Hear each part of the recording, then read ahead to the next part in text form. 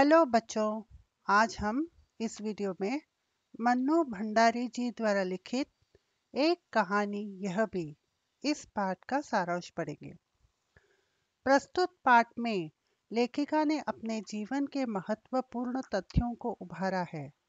लेखिका का जन्म मध्य प्रदेश के भानपुरा गांव में हुआ था, परंतु उनकी यादें अजमेर के ब्रह्मापुरी मोहल्ले के एक 2 मंजिला मकान में पिता की बिगड़ी हुई मनस्थिति से शुरू हुई। आरंभ में लेखिका के पिता इंदौर में रहते थे। वे वहां संपन्न तथा प्रतिष्ठित व्यक्ति थे। कांग्रेस से जुड़े होने के साथ वे समाज सेवा से भी जुड़े थे, परंतु किसी के द्वारा धोखा दिए जाने पर वे आर्थिक मुसीबत में फंस गए और अजमेर आ गए। अपने ज़माने के अलग तरह के अंग्रेजी हिंदी शब्दकोश को पूरा करने के बाद भी जब उन्हें धन नहीं मिला तो सकारात्मकता घटती चली गई। वे बेहद क्रोधी, जिद्दी और शक्की हो गए। तब वे अपना गुस्सा लेखिका के परिमा पर उतारने के साथ साथ बच्चों पर भी उतारने लगे। 5 बहन भाइयों में लेखिका सबसे छोटी थी। कम उम्र में उनकी बड़ी बहन की शादी होने के कारण लेखिका के पास ज्यादा उनकी यादें नहीं थी। लेखिका काली थी तथा उनकी बड़ी बहन सुशीला के गोरे होने के कारण पिता हमेशा उनकी तुलना लेखिका से किया करते तथा उन्हें नीचा दिखाते। इस हीनता की भावना ने उनमें विशेष बनने की लगन उत्पन्न की, परंतु लेखकीय उपलब्धियां मिलने पर भी वह इससे उबर नहीं पाई। बड़ी बहन के विवाह तथा भाइयों के पढ़ने के लिए बाहर जाने पर पिता का ध्यान लेखिका पर केंद्रित हुआ। पिता ने उन्हें रसोई में समय खराब न कर देश दुनिया का हाल जानने के लिए प्रेरित किया। घर में जब कभी विभिन्न राजनीतिक पार्टियों के जमावड़े होते और बहस होती तो लेखिका के पिता उन्हें उस बहस में बैठाते, जिससे उनके अंदर देशभक्ति की भावना जगी।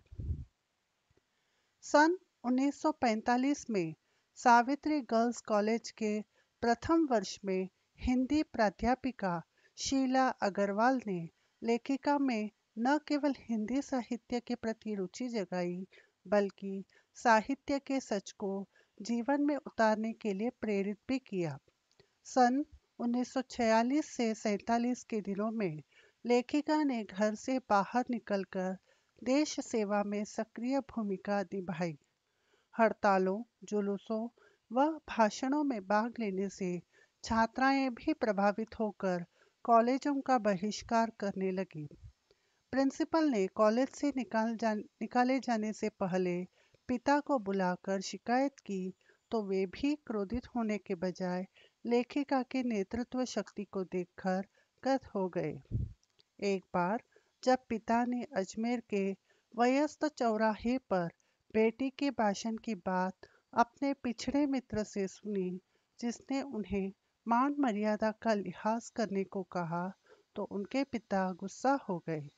परंतु रात को जब यही बात उनके एक और अभिन्न मित्र ने लेखिका की बड़ाई करते हुए कहा, जिससे लेखिका के पिता ने गौरवान्वित महसूस किया।